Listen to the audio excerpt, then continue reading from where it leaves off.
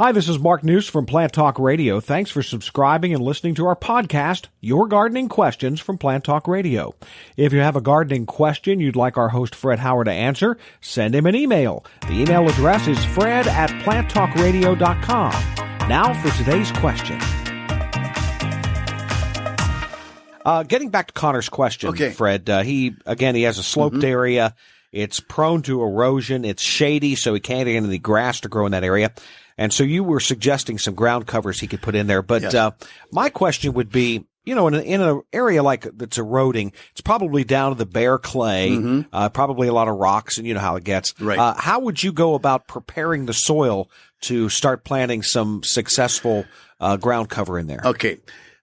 Mark, having had the crew do this in a similar setting, I think, we simply went in and very carefully cultivated only the top inch. And that was to give the upper, call it runners, on the ground cover used. Then, after doing the 1 inch of scarifying, more than rototilling, we went in with the mulch 2 inches deep over the whole area. Then, one guy with a drill and one guy with a hand trowel and the bucket full of ground covers. We planted ivy in that area, even though it was south facing, and I know it's been 35 or more years ago, and it's probably still there. We used a drill, 2-inch bit, and cut a little hole into the soil, 4 inches deep or thereabouts, and that then piled up the chopped up soil and the mulch. In went the ground cover with the guy on his hands and knees, and they switched off drilling and hands and knees for a bit. Quite a bit, because it was a 2-day job. But in any event, I would do the holes, and it depends on what you use and the budget. But I would say 12 inches apart should be the minimum distance apart. 24 inches could be a savings in all kinds of things in terms of time and labor and plants and so on. But you just simply go in, put them down, and if you're dealing with a rocky area, you don't have to have them 2 feet or 18 inches apart in line. You can stagger, get around the rocks. Sometimes the rocks, if you can stay uphill from the top of the rock, it will help hold the ground cover in place against erosion.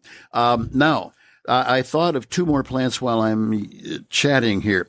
I mentioned the myrtle, the ivy, and then a perennial plant called lamium, which is real good in a wooded or shaded situation. Then I add to that the plant pachysandra, and then there are several cultivars or varieties of euonymus. It is a euonymus. I have used it around in places around my house and others for a long, long time.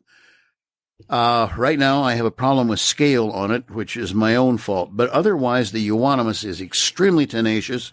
It is evergreen, so it's covered in the wintertime, as are the myrtle and the ivy. And that's kind of important because the leaf of the plant, even though more or less lifeless at that point, still causes the raindrop to hit the leaf instead of the soil and start the washing down process. So, I think myrtle, ivy, pachysandra, and euonymus, all 4 of those are the ground covers of, let's just say year-long foliage. Lamium is not present in the wintertime. It dies back to the ground. It's a typical perennial, but in the summer, it's wonderful.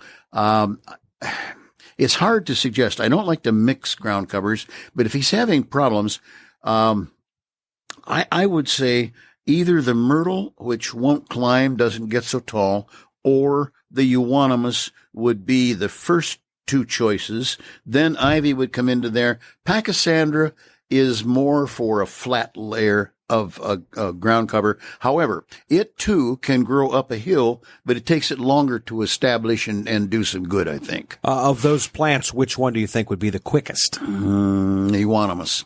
It takes a hold fairly well. I like one other aspect of it, but it takes a hold quite well. It is very tenacious once it gets growing. You do have to watch out for this oyster shell scale or euonymus scale as it is, which I got away with for years and years. Now all of a sudden it has shown its ugly head, and I've even got some death progressing right now. But it'll come back. I'll work with it. Now, the one thing I really enjoy is that along with the ground cover in the mulch and the underlayment of seeds and so on, there will be some weeds. Oh, yeah. Yeah. All right. Now, this is the one plant, and used with caution, with forewarning, but usually you can use Roundup over the top of the euonymus, kill the weed, leave the euonymus. I've done it.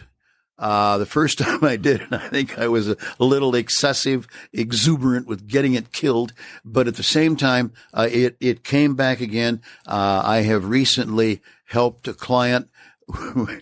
He said he had a myrtle as a ground cover, and he wanted to get rid of it, etc. I told him to use the Roundup, such and such, and talked to him a month later. He said, I think I fertilized that darn stuff. What the heck? So I stopped by the house again, and I stopped by the house at that point to take another look. It was euonymus, not myrtle. And the myrtle was gone that had been there, where the euonymus was flourishing.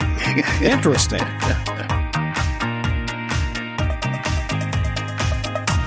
Hey, thanks again for listening to our podcast. Be sure to subscribe to our other podcasts as well, the Plant of the Week podcast and the Plant Talk Radio podcast, all on iTunes or your favorite podcast player.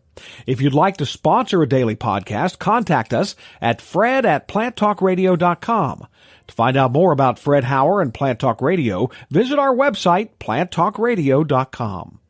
This is Michelle Wilson, host of the Business Inspires podcast from the Tri-Village Chamber Partnership. To run a successful business, you need resources, valuable connections, and community recognition. In each episode of the Business Inspires podcast, we talk with small business community leaders who will inspire you to create the business you are envisioning. The Business Inspires podcast is on Apple Podcasts, Stitcher, Google Play, YouTube, your Alexa device, and your favorite podcast player. Circle270media.com